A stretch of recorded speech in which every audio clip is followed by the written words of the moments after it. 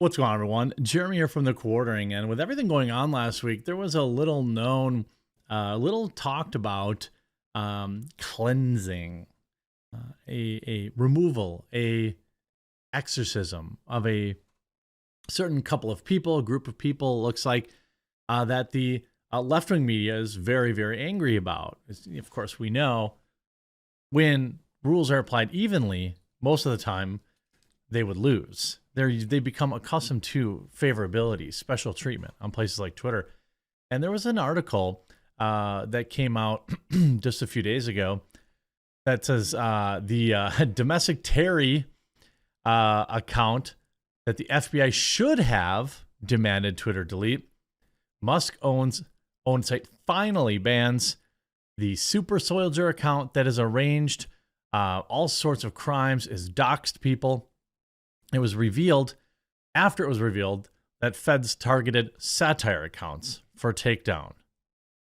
Screenshots taken Saturday evening show that a particular handle, the Colorado Springs cell of the Terry group, has in fact been removed, with reporter Annie No the first to break the news. No, an editor for the Post Millennial, had been one of many onlookers to express anger last month over the group's continued presence on the social media platform, even after Musk took control of the company in late October.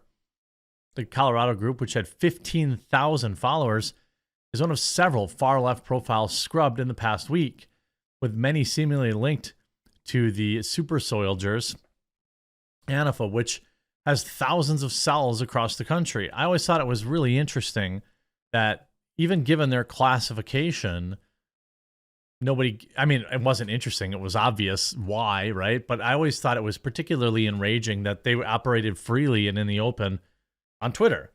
When Twitter, let's say, for example, maybe has banned all sorts of right-wing groups over the years. And so, look, if you're going to let them exist, then you have to let everyone else exist. But that wasn't what it was. I mean, they were banning Proud Boys and all sorts of right-wing groups, but letting these lunatics, flourish. You can see, breaking COSA, anti-fascists. The Colorado Springs cell had been suspended on Twitter. The account has operated for years, instructing comrades to raise hands against people and directing members to get the home addresses and phone numbers of targets. It had 15,000 followers. Musk had at one point argued against lifetime bans, but after several celebrity and blue checkmark verified users changed their account to mimic his own, he ordered the policy be revamped. It also comes amid increased suspicion of cooperation between Twitter and the FBI. Well, when this article was written, we didn't quite have the receipts that we have now. Now we know that that's absolutely the case. No tweeted on Saturday, breaking that the group had been suspended, sharing screenshots of the alert. The account had been suspended for some of the group's more problematic posts. Posts shared by the journalists included calls for organizers and their supporters to vandalize local pro-life centers following the recent Roe v. Wade Supreme Court reversal. The orders instructing followers to raise hands against prominent right-wingers. The account has operated for years, instructing comrades to do all sorts of things. A month earlier, Noah shared his concern about the group's presence on Twitter in a reply post from Musk, where he called on users to air any issues with the site that should address following his highly publicized takeover. Protecting kids is priority number one, Musk 51 wrote at the time. Please reply in comments if you see anything else that Twitter needs to address. Noah wrote, Noah is an outspoken critic of the group. I mean, everybody should be, right? I'm all for fighting the power, but that's not really how the practical sense of that group. He replied that a large number of accounts used by its members and hundreds of cells across the country are used to incite bad behavior. Noah noted that despite this, hundreds of their accounts remain unbanned, with a list of more than 5,000 group members and follower accounts currently being circulated. The journalist at the time noted that how the group brazenly promotes riots and gives tips on how to raise your hands against people, post names and photos and addresses of targets plus their family members, sharing screenshots to support his claims. Musk, who at one point argued against bans, said a reverse one on Donald Trump, responding, as several accounts linked to that group were removed from the site last week. Members of a cell in Portland threatened arson attacks on Musk-owned Tesla dealerships. as a method of retaliation. Gee, wow. Way to prove their point, right? You know, like these are the people that the Biden administration, was fine supporting, protecting, allowing to flourish. Aside from several other branches, those suspended included an anti-fascist group that provides armed security for LGBTQ events in North Texas, and Crime the Inc. I don't know, Crime TH Inc. Crime Think. I don't know. A conservative collective that has been critical of leftist movements since the mid-90s. The group has come under fire in recent years for purported attacks on Andy Ngo after he published a book chiding the organization, who often appear at right-wing processions donning riot gear's masks titled Unmasked Inside Antifa's Radical Plan to Destroy Democracy. I mean, we've seen all the videos of, Andy running for his life from these lunatics, right? They don't want to talk to him. They want to pummel him, and we've seen that. The group of people, in general, I don't have any problem with, fighting the power or, wanting, even if you like what you want is different from what I want, then like, I still, obviously that's still okay. But when you ascend into these riots where, when you're talking about, doing things at Tesla dealerships, I don't think that you really get to have the platform because you're clearly organized on it.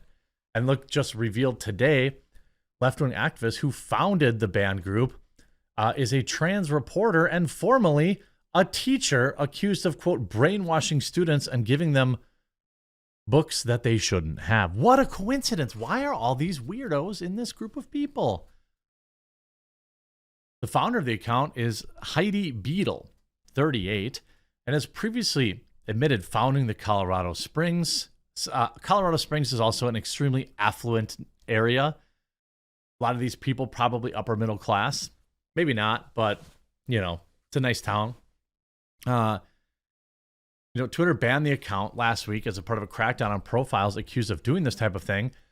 Beadle, a trans woman, so a biological male, I get it mixed up, whatever, who is now a reporter at the Colorado Times Recorder, launched the account and blog several years ago while she was a teacher.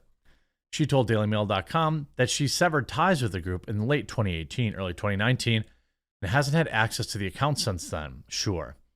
Beadle or Bedell, maybe it's, I don't care, has spoken previously among coming out as trans in 2014 while she was a teacher, and how her experience led her to more and more into anti-fash movement.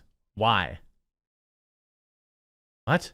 Maybe people didn't like that you were giving books to their kids that they shouldn't have.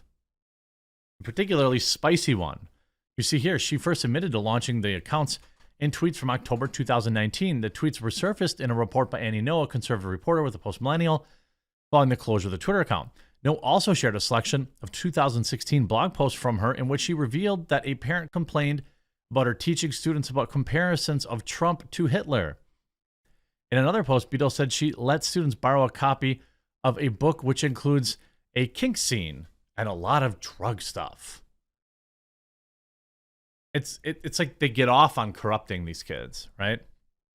Now, I'm not going to be like, oh, they never would have seen it, especially nowadays with the internet. Like when I was young, you had to you had a friend's dad who had like a magazine stash or something like that to see kind of stuff.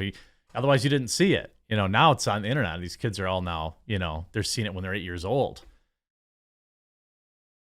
She's Beadle, who had previously spoken publicly about her links, said Ngo's reporting is sensational and widely inaccurate. I don't think so.